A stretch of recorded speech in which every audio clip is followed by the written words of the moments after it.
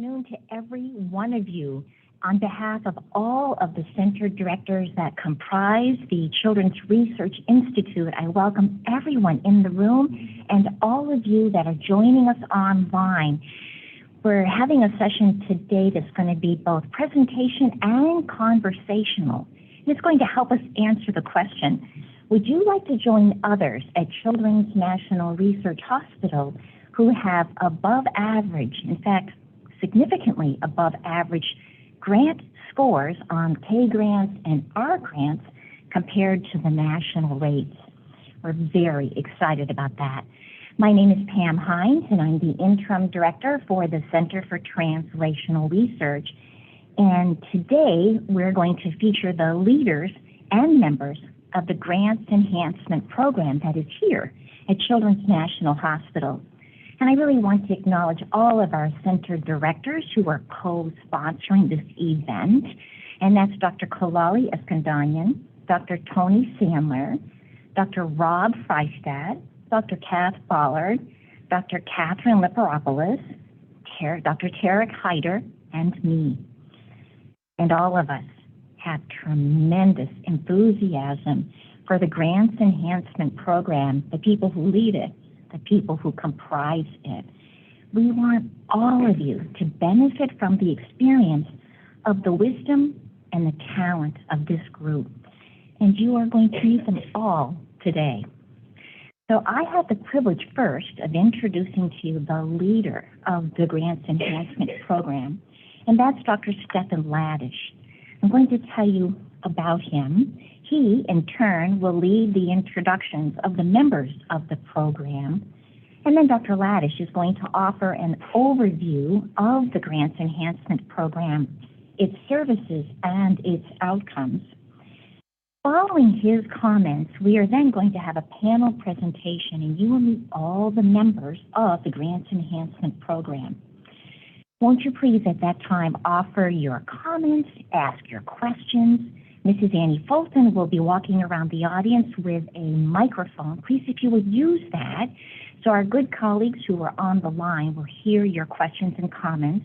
To all of our good colleagues on the line, please make free use of the chat option. We do want to address all of your questions and your comments. So may I begin with my introduction of Dr. Stephan Ladisch. I want you to know he had a well-lauded educational background that included Yale, Penn, Harvard, the Pediatric Oncology branch at NCI-NIH. He did have a career before coming to Children's National, and it was at UCLA School of Medicine. And gosh, he moved very quickly up the complete ranks for academic titles there. And then he became here a professor of pediatrics, biochemistry, molecular biology at GW, and our center director for cancer and immunology, 1991. He's been with us 33 years. Subsequently, he also served us well as the scientific director for the Children's Research Institute and held that very weighty position for 7 years. And for every one of those titles that he had here at Children's National, he had equally weighty parallel titles at GW in the biomedical sciences. He's been a visiting scientist in Paris, Switzerland, Austria. He holds 4 patents for his highly acclaimed work internationally with gangliosides. He's frequently been an invited speaker for a number of international scientific conferences. But throughout his very well-funded career, he has always shown a bent towards mentoring. And you will see his core value of looking out for others today as he speaks about the Grants Enhancement Program. On a very personal level, may I tell you, he is highly principled, very committed to your success and the success of all faculty, with a particular focus on assistant professors. May I invite Dr. Ladisch to our podium.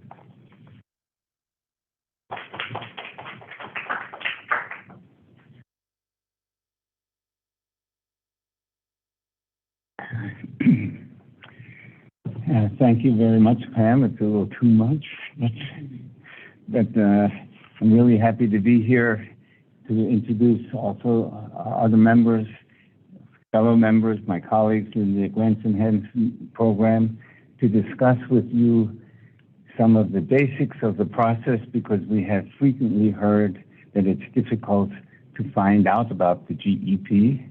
And then, as Pam has said, the most important aspect and part of this meeting is to answer your questions and to ask you some questions. So I hope that you will be following through with us. And I'll begin first by outlining the program, and then we'll introduce each of the faculty members. So, yeah. Thank you. No, it's in progress. So, what is the Grants Enhancement Program? What do? We provide a review and critical assessment of proposals before they go out to the NIH or other institutions for funding. And the faculty, who are some of our faculty are here with us today, are all accomplished investigators who have had long-term NIH funding and continue to participate to some extent in review panels at the NIH and others. The junior faculty at the institution have as a requirement to have their proposals reviewed by the Grants Enhancement Program before they are sent to the NIH, and we'll come back to that in a moment. Finally, one of the aspects of interaction among members is what we call the K and R group meetings, which are associations between faculty of similar level to review each other's proposals.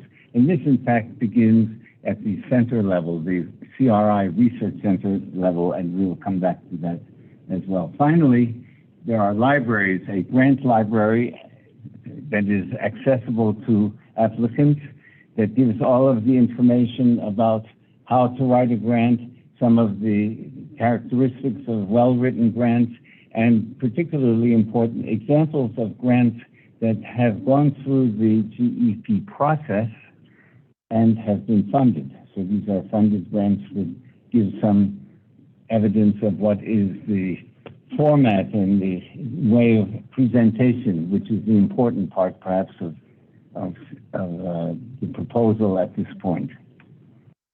So in the program, we have 7 members, and each of the members will introduce themselves in a few minutes and their areas of expertise. I would just add that there are 2 members at GW, that is Wang Li and Sanjay Nagamwar, and they are immunologists and cancer biologists, are their fields, and they also are developing further the program that we have here, this presentation today being primarily based for faculty at Children's. They are developing the program also at GW further. We hope that we can make the interaction seamless, and that's one of our goals in the long term. Very important is our administrative support, and the program leader is Valery Yankov, who will tell you about how the program that he runs, and we'll come to that also in a few minutes. So what's the process? I'd like to begin by saying Grants Enhancement sometimes is written as an office, but it's actually not an office. It's a process. And why I say process is because it is not just here, submit something and get it back and then you're off and running. Rather, we look at it as, here it is, here are some suggestions, what do you think about them? How can we help you with the next step? And the iterative process of this type really begins in the CRI centers, the individual centers. And as far as I know, at this point, each center has an internal mechanism for internal review of grant applications before they even become applications, in other words, the conceptual stage. And that is very critical, obviously, for new proposals, for novel ideas. So once the faculty member has developed the project idea and their mentor and their internal group have reviewed and critiqued the proposal, particularly from the scientific aspects or the fundamental aspects of the concept itself, then the next step is to return it for further writing the proposal itself. The Open Studios discussion, which is mentioned here, is in fact to a large extent now replaced by these individual departmental or center, really, CRI center meetings to review internally the proposals. And finally comes to what we begin with, which is the aims page. And we'll be talking more about the specific aims page as we go along this morning and answering your questions. But it is the page that the reviewer sees first and either becomes excited about or not excited about, to put it very simply. It is very important when there are multiple tasks in front of this reviewer at NIH, for example, typically 15 or more applications to review, that when they see your first page, the aims page, that it comes out as something exciting. There are other reviews internally, and finally development of the complete proposal. And at that point, if the time frame, the time schedule is followed, and there's time for the GEP members to review that full proposal, it's also strongly advised. The reason for that is that there are subtleties in other parts of the proposal that really may affect the outcome without having been specifically written into the critique that you would get back from a review. So how long does all of this take? We could ask the question, but it's a little hard to ask the question now, but I'm going to imagine that there's a variable response to that question from all of you who are on the Zoom as well. But we would estimate really from the initial conception it's at least a year to put together a competitive proposal. And that year involves a first 4 to 6 month period of all the conceptualization that we just talked about. That is the use of the feedback from the mentor and the feedback from the other members in your specific field, followed by the feedback from an Open Studios meeting if that is still requested. The Open Studios adds one additional perspective to a meeting of the center, and that is to include individuals who have lots of experience but in a different field, not specifically related to the project, but probably offering an input into the concept of a collaborative research project, particularly important when a basic science project of one type or another is linked to a clinical problem. That link has to be firmly established. We call that actually impact when we come back to that. So the specific aims review is best 4 to 6 months. We accept without a question 3 months, and under duress, we have accepted to review applications later than that. But it is really in the interest of the applicant, that's you, to submit the aims page as soon as it is possible, because that gives the chance for reasoned feedback and reasoned response to the feedback that will improve the ultimate impact, visualization of the aims page by these reviewers. And then in the final period, as I just mentioned, if there is time and it's not too close to the submission date, additional information on some of the other aspects of the proposal. So just a moment about the review policy at Children's. It was seen when Dr. Scheidt started this program in 2010, it was almost immediately visible that the impact of this kind of a review was increasing the chance of success of the applications. And so over the next years, as this was in a way cemented, it was really something that the group of center directors and clinical directors decided is something that really would benefit every junior faculty member, and consequently, for those of you who are junior faculty members, it is a requirement to have your application, the Ames page at least, reviewed by GEP before it is submitted for external review, submission, formal submission.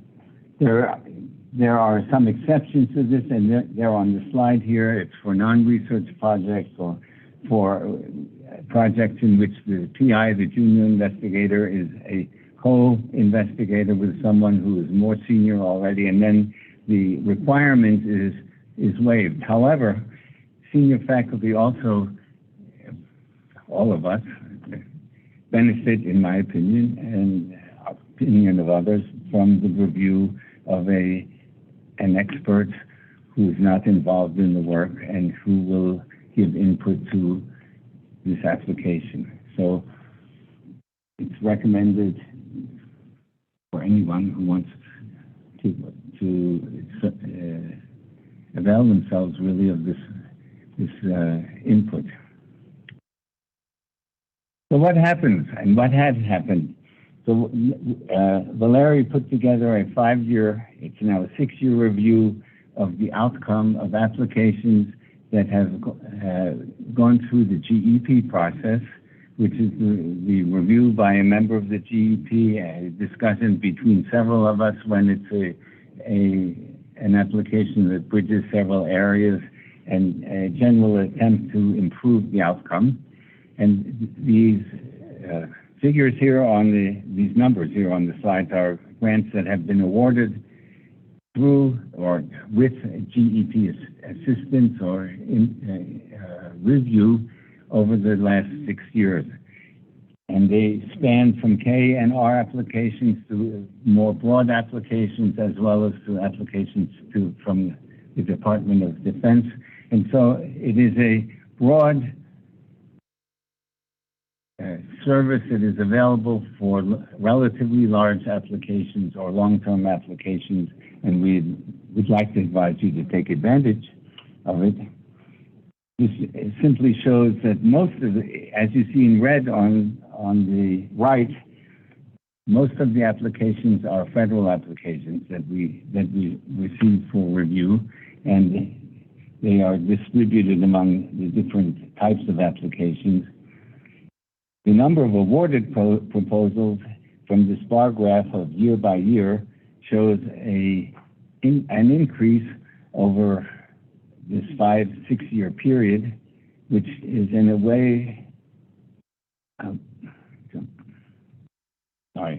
which in a way is showing that most recently there has been mostly NIH grants that have been submitted and have been funded through help with the GEP. And we most recently, Larry put together the last 2 years of outcomes, and there we have,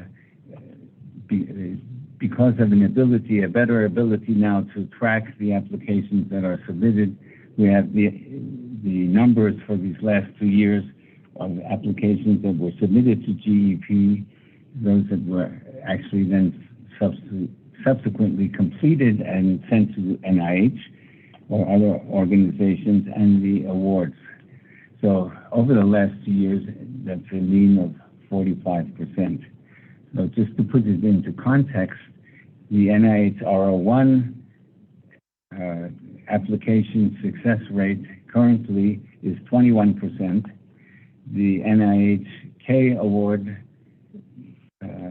success rate is approximately 32 or 33%. So these percentages, or the success rate, is improved basically by the multiple review process, not only ourselves, it's also by the faculty initially, and certainly the mentor very initially, and subsequently the larger group. With that, this slide we will leave up while we have our roundtable and question and answer period, and put together by Annie Fulton. This QR code will direct you through all of the websites of the CTSI-CN right to the information about the Grants Enhancement Program. And so now I would like to ask my colleagues to come and join, that we sit together on the stage here, or in the front, as we call it, stage, and answer your questions and give some comments.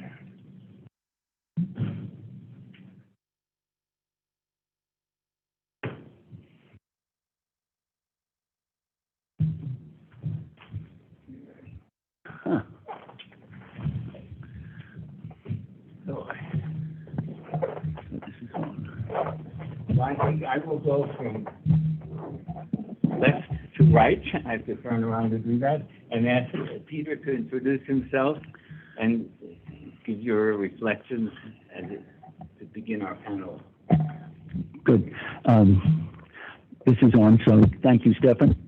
My name is Peter Scheidt, and I'm a pediatrician and an epidemiologist, and have served at NIH as in the intramural epidemiology program and as a program officer and director of pediatric education at the Uniformed Services University before that, and then here at Children's Hospital as the chair of general pediatrics and adolescent medicine, and then back to the NIH to direct the development of the National Children's Study, and then in my failed retirement yet again, back to Children's Hospital to help with mentoring and developing competitive grant applications and starting the Grants Enhancement Program.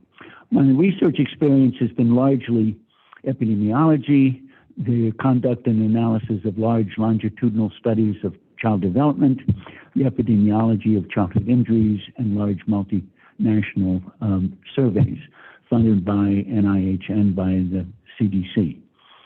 And and I've also done some pediatric educational research as well. So that's the T3, T4 scope of the kinds of experience that I've had. But more importantly than that, over the experience of both being a reviewer extensively and having funded research, comes with it the understanding of what a competitive proposal looks like. And that's relevant across all the various disciplines, and why additional pairs of eyes looking at proposals always helps. And that's the premise that we set out with the Grants Enhancement Program. Thank you, Kevin.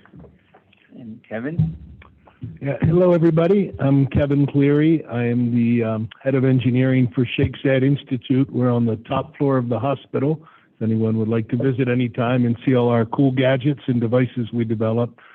So we are a technology-based institute. I guess we're still the newest. Well, I guess Catherine Limperopoulos has a new institute. Otherwise, I was going to say we're the newest research institute still, despite the fact that we're 12 years old.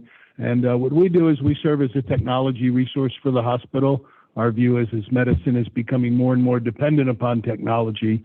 We have engineers, we have software people, we have physicists, and we build devices, gadgets.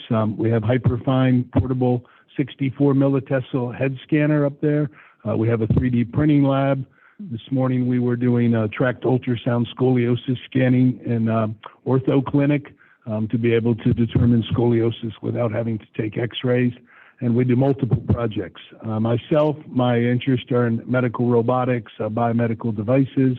I am NIH R01 funded. I'm actually on an in-person panel for for image-guided interventional study section, which I'm not revealing anything because this is all public record tomorrow. That's in person for the first time. So I think, we're always happy to advise people who are interested in technology. We have a big new focus in AI and machine learning, which are hot buzzwords with Marius Lingeru, who runs that in our group.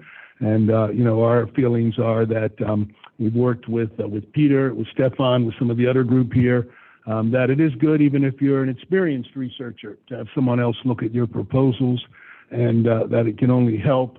But at the end of the day, I also feel like you've got to get your proposals in, because my experience is trying to predict peer review is very difficult.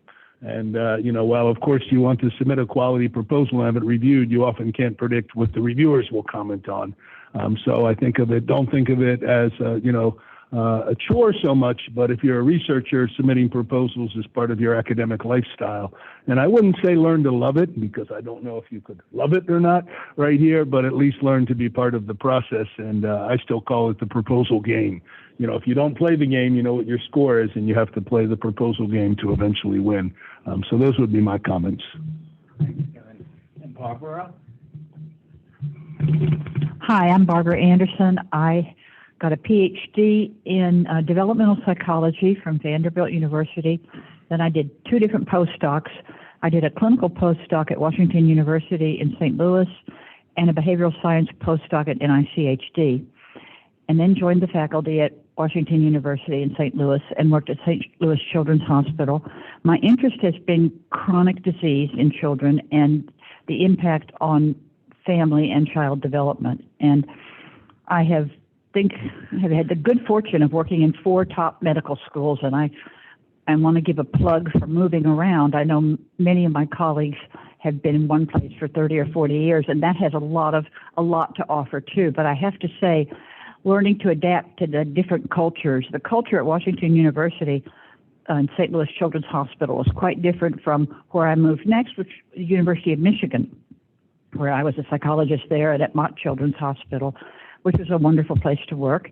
Then I moved to Harvard and worked at Boston Children's and at Harvard Medical School, working with training and mentoring young physicians in terms of interviewing and especially talking about working on difficult conversations with patients and families. Then I moved back to Texas, where I grew up, because my parents were in failing health and I needed to be closer to help them out. I found out you really can't do much remote caregiving these days, and so moved back to Texas and worked at Baylor College of Medicine and Texas Children's Hospital in Houston for the last 14 years. And then after 45 years of a wonderful career, I retired and moved to Charlottesville with my husband, and much closer to our children who live in the area and to nieces and nephews. So this has been wonderful, rather than being in the outpost of Houston, Texas, to be really surrounded by my family. And Dr. Randy Streisand, one of your premier psychologists, recommended me to Peter and to Stephan that I become a behavioral science consultant on the GEP, which I have thoroughly enjoyed. It is an impressive program, I must say. Again, of 4 different medical schools I've worked at, and now a 5th children's hospital. This is a tremendously important program, and I consider it a real privilege to be a part of it.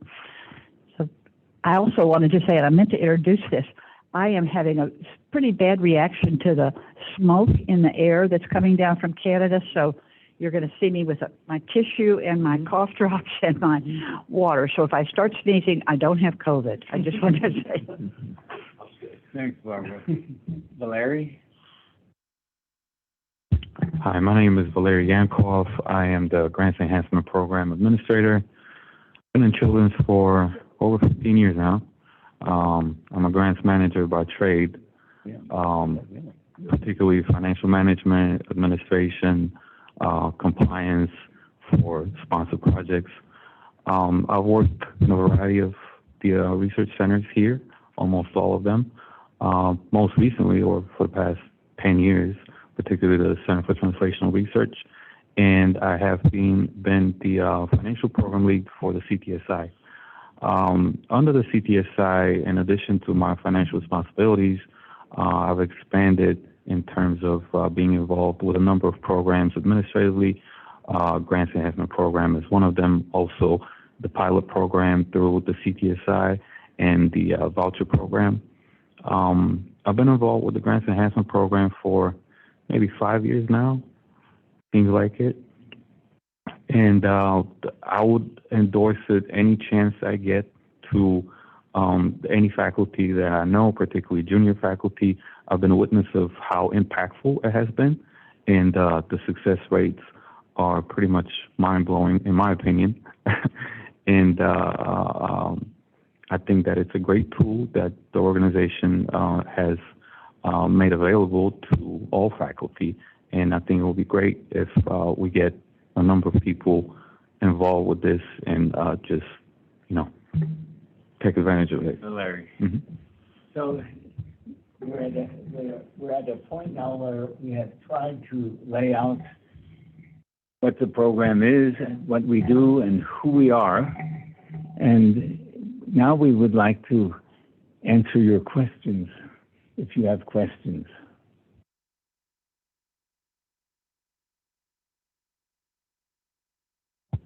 Yeah. We have one question online. It is, can staff scientists / postdoc research fellows submit their proposals to GEP? That is, the staff scientists are faculty positions. They are NIH eligible, correct? And therefore they would qualify for being able to be reviewed by the GEP. And maybe I should add, qualify and able to be reviewed, et cetera, are only words that we use because of sometimes limited capacity. And the limited capacity comes about when the applications come too close to the deadline.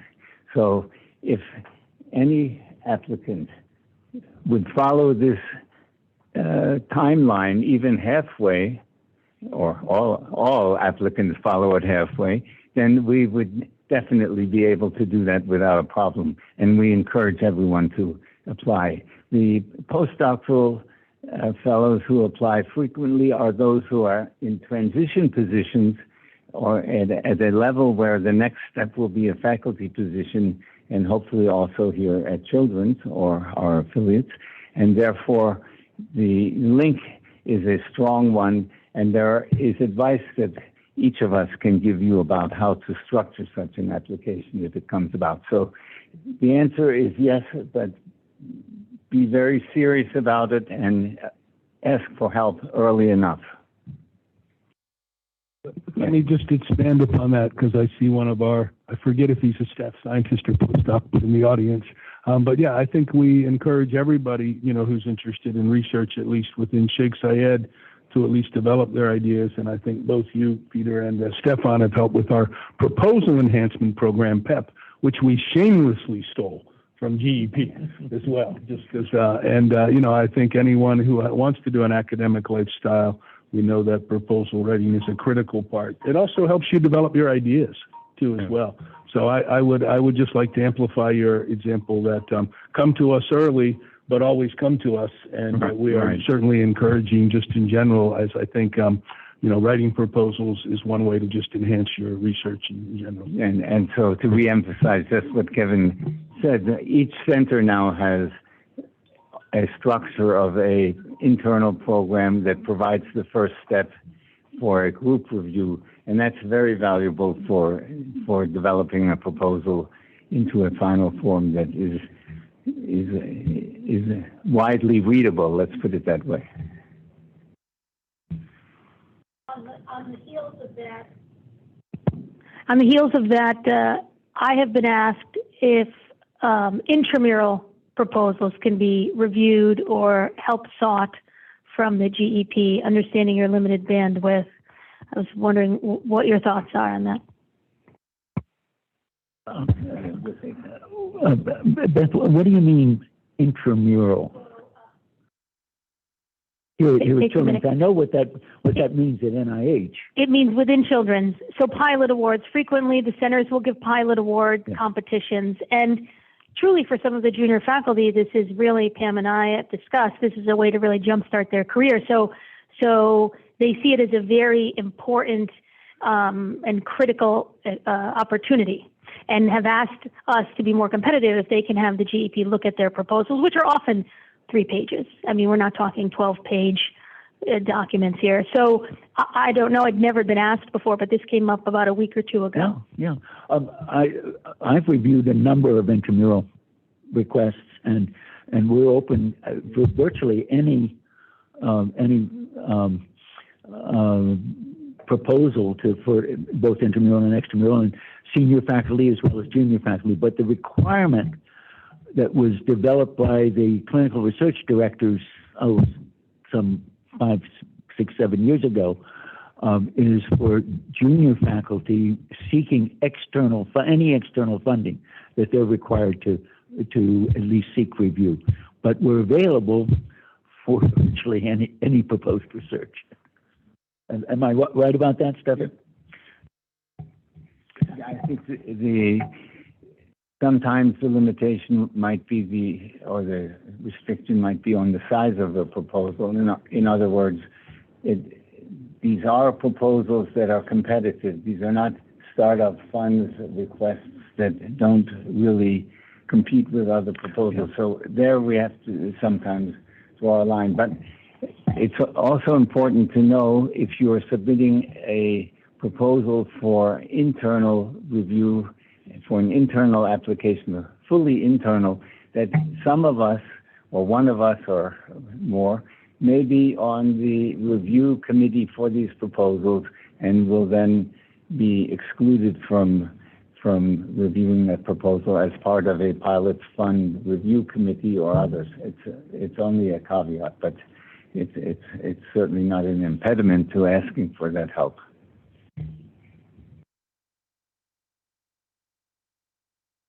Peter Scheidt story to tell you, true story.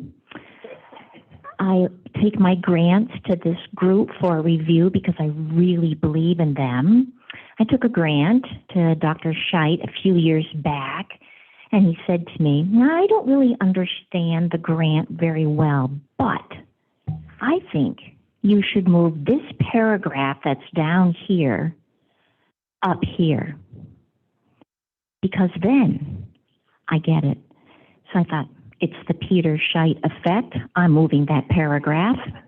I did, and I got a 1.0 score, 1.0. And it's the Peter Scheidt effect. Yeah.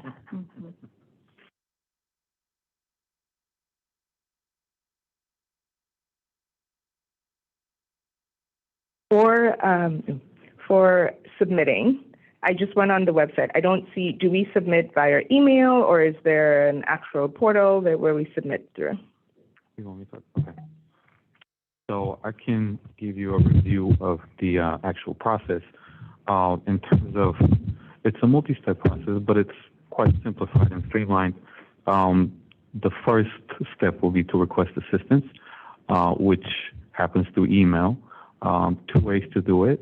Either email directly Dr. Ladisch. We also have a mailbox, which is grants enhancement at childrensnational.org. It's on the website. Once we receive the request for assistance, you will have an initial consultation with Dr. Ladisch, and you'll just discuss your goals and basically what stage you are in the preparation process of your application. Formally, we'll have to register your application as one that has been reviewed by the GEP. That process is, we do it through REDCap.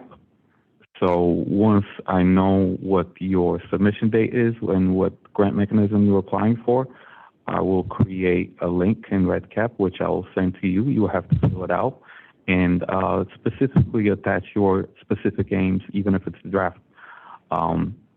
That way you are on our radar and we know how to follow up with you regarding, your success of the application. Once we have done that, you will get an appointed reviewer in terms of, it could be either one of the faculty members that are here today. That person will work with you exclusively, on the application, and the communication will be direct between you and that faculty member. At that point, we go forward with submission, and once you have submitted, I will follow up with you to see where that stands in the process. And then once we have information about your review dates, we'll follow up with you regarding score and review sheets. So that's pretty much it. It's pretty simple. Mm-hmm. Thanks. As expected, the conversations generated additional questions, so that's good. But first, I'm going to read a comment from an anonymous attendee. Dr. Scheidt helped me submit a CTSA supplement grant that was funded, so it's sort of identifiable, 10 years ago. Invaluable experience, exclamation point. He is tough but kind. Highly recommend working with him and the others. So there you go. Double plugs. So I'll bring up a point, also an experience, and it'll introduce the next set of questions, which is sometimes it seems as an associate director, I see the faculty focused on leveraging the wisdom of the GEP for the scientific development. I've created this piece. Can you give me feedback? I myself, both working with Drs. Scheidt and Anderson, have had excellent experiences decoding, as I would call it, the NIH reviews and strategizing on my responses. Can you speak to these other areas in which, everyone focuses on the aims, which is important, as well as the research plan, but other ways in which you feel you could help faculty, that being one I give you. Another people are talking about online is helping with drafts of letters and things, and other parts of the proposal, like the facilities document, et cetera. So I just open it up to your thoughts on the non-aims, non-research plan review. One of the very important aspects that I didn't mention yet was the A1, right? This is the revised application that you were just talking about, Beth. And the A1 application is something to take very seriously. And the first step is... They may not know A1. Yes, they may not know A1. Excuse me. Yes. Once you submit an application to the NIH, and if it is not funded, but it has been reviewed, obviously it has been reviewed, you get a critique of the application and a score. And with those two pieces of information, you can reevaluate the work, revise the work, and resubmit it for a review, in part at least by the same reviewers who reviewed it the first time. In other words, it's an opportunity to answer a critique, to fill a hole, a gap, perhaps that was recognized, or simply to express more clearly something that a reviewer didn't understand. I mean, they're all different possibilities. And the key to doing this is obviously, first of all, to do it in time. And that means that if you are submitting an A1, that's called an A1, appended 1 application, it should be developed in the same way as the original application, meaning you need to give it a lot of time, because if there are additional data that are needed by the reviewer, then the time to obtain those data has to be added to the time to writing the proposal. You can't write the proposal until you have the results, right? So that's one thing. The second is, and this is where the experience of each of the reviewers each of us will come in, is in reading that critique. We used to call it, some of you may know it as the pink sheet, but it's the NIH critique, which is sent out usually about 6 weeks, 4 to 6 weeks after the application has been reviewed, to give you feedback on what to do next about it. And so then the question is, how do you read these pages? Because there are 8 pages of review from 3 different reviewers with all kinds of comments. Now, you can't just look at every comment and decide you're going to answer every comment because you only have this original application to look at, to revise, plus 1 page for explaining yourself, called the introduction page. So between the introduction page, which has to answer the questions, and some changes in the application, which provide the evidence for those answers, you have a somewhat more difficult job than the original writing, if you all agree. And there, the expertise, the experience of seasoned reviewers will help, particularly also in reading between the lines, is the way I would look at it, to see that frequently the reviews are not as negative as a disappointed applicant will think they are when you read it the first time. Oh, I didn't get the grant, they gave me a score of X, Y, Z, and then there are these criticisms. They're not criticisms, they're critiques. And taking them that way, you can answer them. And so that is our general way of looking at it, and each of us will do that with you, particularly in an application that one of us may have worked with you on before. And we are really happy to know that A1 applications are successful, and you will be too. So just to add 1 point to that, we'd say, get used to rejection if you're going to stay in this field, and don't take it personally. I mean, I can say that I have as many rejected proposals as anybody. I've also won some. I've had one I had to submit 4 times, but did get funded. I'm not saying that's the norm. But I do think that you can anticipate that you will have to resubmit. And I think the GEP is a very good place to go to try to review your critiques with, which can be confusing and sometimes contradictory as well. Let me also add, to answer the question that was submitted about reviewing other aspects of the proposal. Yes, we're certainly available and happy to provide what comment and advice we could provide. Most of the time we spend focusing on the aims and then the research strategy or the career development plan. So where there is need, please pose the question and direct our attention to that. I strongly recommend taking advantage of the library we have of successful applications.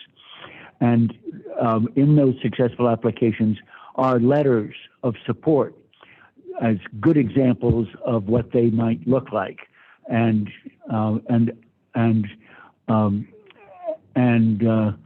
bio sketches that are examples of that, and we'll be happy to comment on those other aspects of the research proposal as well. But we won't do that we won't know to do that unless requested.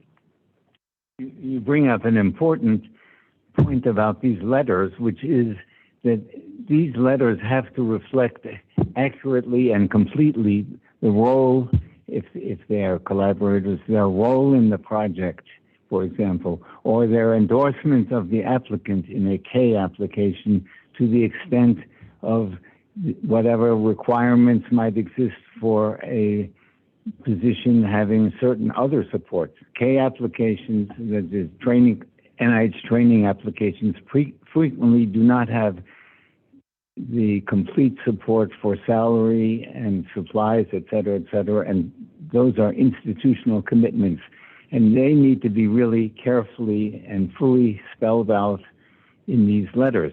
Likewise, the collaboration letters have to show what those collaborations really are. And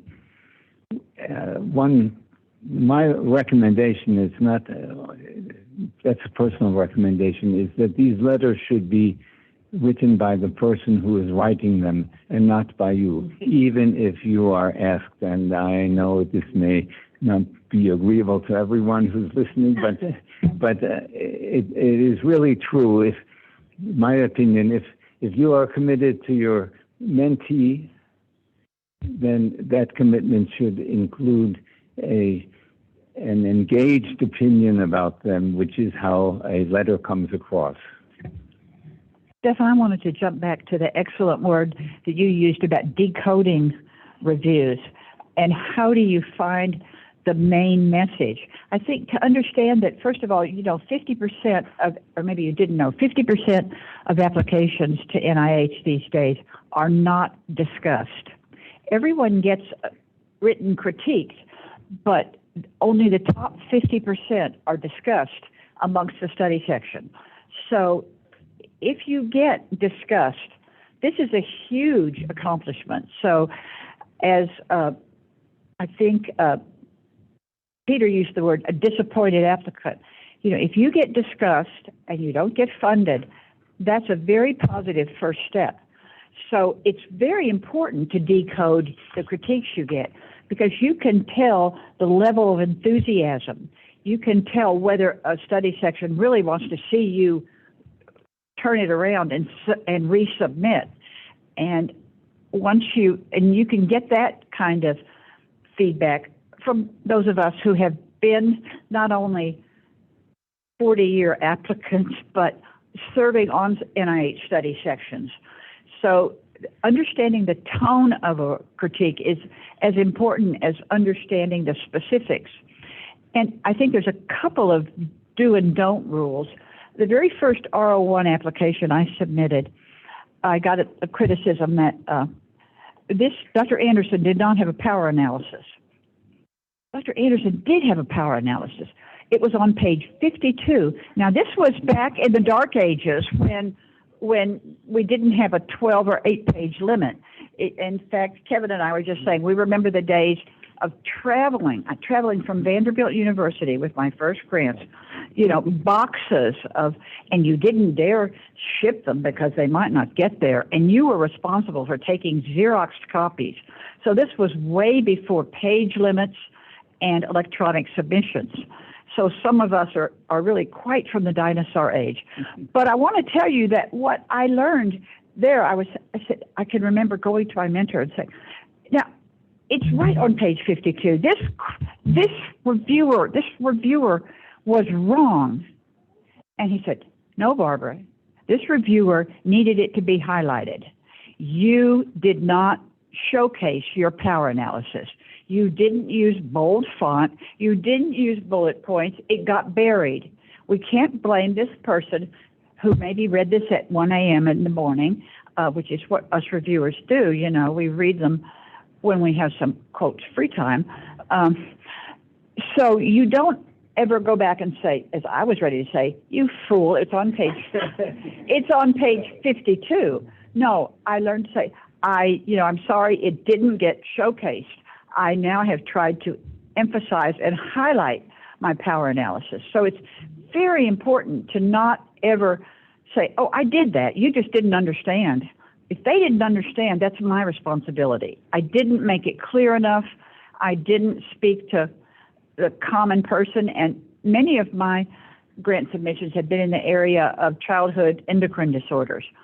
So not everybody who reviews my applications has an endocrine background.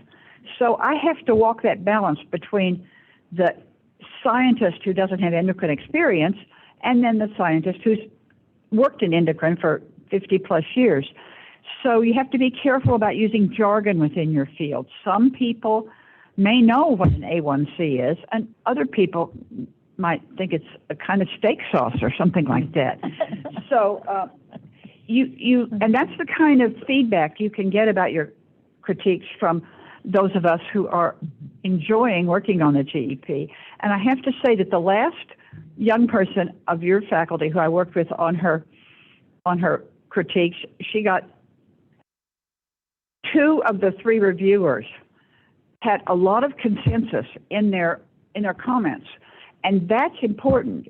Sometimes you can get a reviewer who's kind of off the cuff. Oh, this is wrong. But if 2 reviewers come against something, that's a lot of weight. Pay special attention to that. So in terms of decoding, look for consensus across the reviewers. They may be, as I think Stephan said, very disparate. They may even be contradictory. But often there's consensus, and look for that, because that can give you a head start in terms of how to write that one page that says, here's what I'm responding to. And you always want to start this one-page response with, I'm grateful for the thoughtful reviews, for the helpful, constructive comments of my reviewers, which I think has made this a stronger, more rigorous proposal. So even if you think they were dumbbells, you know, you have to say, you really need to say thank you for your hard work, and I have benefited. And most often that's not lip service. Most often it's really true. Most proposals really do benefit from this review process, because I guess I have to say 99% of the people I've worked with on NIH study sections are as committed to applicants being successful. They're not, you know, we all really want, those of us on this group and NIH reviewers want young scientists to be successful. We want there to be a pipeline of productive younger researchers. And so most of us are very motivated to be helpful. So it's important to take your reviews seriously, to get feedback on them from those of us who've had many critical, harsh, sometimes just didn't see my power analysis. So that was his fault or her fault, right? Nope. It was my responsibility to make it more salient. And you learn to start looking at grants not only as your epic work, but as a communication. You know, if you didn't see my power analysis, maybe there's some other things in my proposal that you missed. Maybe I'm not using one of these good strategies of bolding headings for paragraphs or bullet points, or starting out saying, I'm going to tell you 5 reasons why this is a significant public health problem. And then you have 1, 2, 3, 4, 5. You've just offered such practical tips and practical. That's my middle name. Yes, it is. It is. I'm sorry. But I want to thank all of you in the audience and also online. We here commend you for taking on the scientific effort of preparing a scholarly product known as a grant. You are now part of the scientific community. And as you look at these amazing individuals on this panel, you are looking at more than 100 years of experience collectively with probably grants. 200. Please do take advantage of this program. And I particularly really want to thank each of you. I have so benefited from listening to you. We recorded you because this is invaluable. So this tape will be available to all. Thank you sincerely. One final comment. Oh, yes. Why do we do this? We do it because when we see that grant funded, Yes. being able to contribute to that is special to us, and because of the thank you that I just received, and I want to thank you for the thank you. And also, I always learn something from every new application. Sure. Thank you all. More and more. Come on.